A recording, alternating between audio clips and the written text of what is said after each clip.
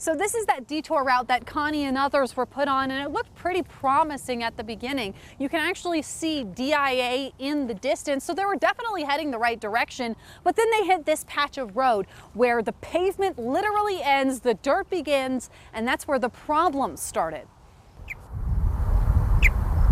Out here on 64th Avenue in Aurora, there's more birds and bullet holes than people on a road that is certainly less traveled. Until Sunday. Take exit 286 onto Tower Road. A car crash on Pena Boulevard caused some GPS apps like Google Maps to detour drivers onto 64th. Connie Monsees was one of them. Because it was supposed to be half the time. And her husband was already waiting at the airport. But then the route got weird. And it spit us out onto a dirt road. But Connie and about 100 other cars kept going. My thought was, well, all these other cars are in front of me, so it must be okay.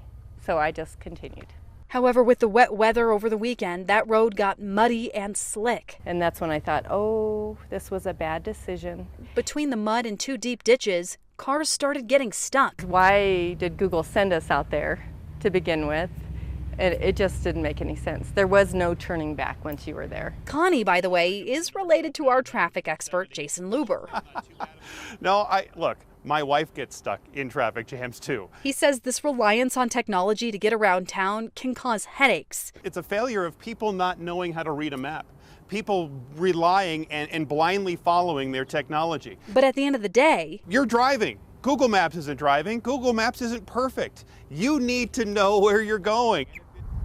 Out along 64th today, we did spot a road closed sign lying on its side. But this road doesn't belong to either Denver or Aurora. It's a private road, and we're still trying to figure out whether it's open to the public. As for Connie, I tore up the inside passenger well for my tire. Her car made it out better than most. Oh, you can tell I bottomed out on the back end, collected a lot of dirt and grass. But from now on, she's going to leave this road back to the birds and bullet holes. Yes, I should have stayed on Pena. Megan Lopez, Denver 7.